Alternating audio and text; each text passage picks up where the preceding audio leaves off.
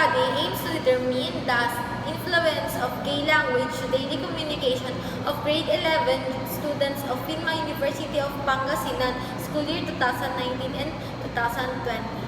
More specifically, it seeks to answer the following questions. Number 1. What is the profile of the respondent in terms of age, gender, and frequency of using gay language? Number 2.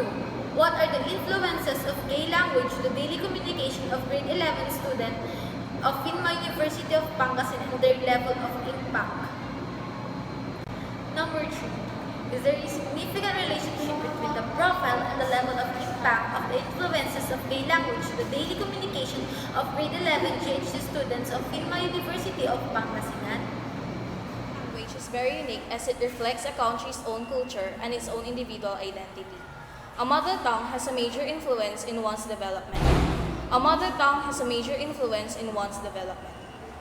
However, this seems to be misunderstood by some, especially by those who belong to the LGBT group.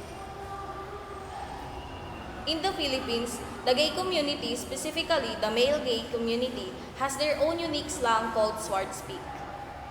It is the gay lingo or gay speak derived from English and Filipino, as well as other languages and dialects in the Philippines, such as Cebuano, Waray, Bicolano, and Hiligaynon. Being able to know the different influences of gay language to daily communication of students is our main goal in this study in order to pursue this we need a motivation. Our motivation to pursue this study is our curiosity or interest in gay language. We want to gain knowledge about gay language. This result of the study can benefit to all people who has inadequate knowledge about gay language. Moreover, this study is benefit to the following. The student helped to determine the influence of gay language in their daily communication in the school. And friends, it helps them to recognize the good and bad influence of gay language. And LGBT people, it helped them to know the influence of their language of the daily communication of the study in school. Researchers, to recognize and learn the good and bad influence of gay language of their daily communication. And lastly, future researchers. It serves as a guide and reference for the future researchers. We, the researchers, prepared the instrument to be used through readings of the survey questionnaire of other studies just to obtain some ideas. The responses of the researchers for the self-checklist must be carefully tallied, tabulated, and organized. The data is to be presented would be analyzed and interpreted with the use of weighted mean, frequency counts, percentage, and ranking system.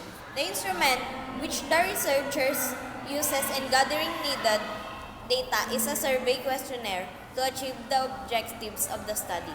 The questionnaire self-checklist contains the influences of gay language to the daily communication of students' indicators. Limitations that the researchers encountered are lack of time, resources, and cooperation, and they were able to overcome them by doing their best to cooperate and do the study as well. Our study contributes knowledge about gay language and influences to daily communication of students. Also, our students help the society gain enough knowledge about gay language to understand why there is this so-called gay language in our community. Descriptive analytics was utilized in this study. The total respondents to the study were 150, respondents using simple random sampling. The researchers made a questionnaire as the main instrument in gathering and collecting the data. The questionnaire was used to gather and obtain the data needed to determine how often could they use gay language and their daily Majority of the respondents are female with the age of 16. Perception on the level of impact of the influences of gay language to daily communication of students is significant relationship between the profile, specifically their gender, of the respondents and their perceptions on the level of impact of influences of gay language to daily communication of students. to provide insight and solution to true world problem because of LGBT language. It only focuses on the influences of gay language to daily communication of grade 11 JHD student of Phinma University of Pangasinan. This survey determines its levels of impact to the students. The limitations that we encountered are lack of time in doing our research and also lack of resources, materials that we needed as a basis for our research and to improve it more.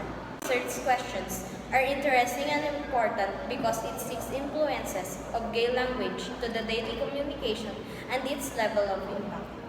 For me, the two most important sources is the background study and statement of the problem because it helps us to find idea and understand the main aspect of the study. And for statement of the problem, it helps us to talk about the subject and to describe the issue we are going to investigate, hopefully, or solve. Use correlational quantitative type as our research design because it needs statistical data for our study, and use simple random sampling technique to select our respondents because it is easy. Study are the 150 grade 11 GHD students of Phinma University of Pangasinan, school year 2019 to 2020. And the sampling method that we use is the simple random sampling technique. The instruments which we use in gathering the needed data is a survey questionnaire to achieve the objectives of the study. The survey questionnaire or self-checklist contains the influences of gay language to daily communication of the students. Our study aimed to determine the influences of gay language, daily communication of grade 11 GHD of Phinma University of Pangasinan, especially it sought to determine the profile of the respondents in terms of age and gender. Frequency of using gay language. The respondents rarely use gay language, which has an overall percentage of 48. Moreover, there is sometimes who use gay language, which has a percentage of 45.3%, while the other respondents are always use gay language, with percentage of 6.67%. So the respondents rarely use gay language to their daily communication, and only few always uses it to their daily communication. The original about our work is that we are studying about the gay language that is trending nowadays. The strongest part of our study is the statement of the problem because it contains the research questions that we need to find answers for throughout the entire study.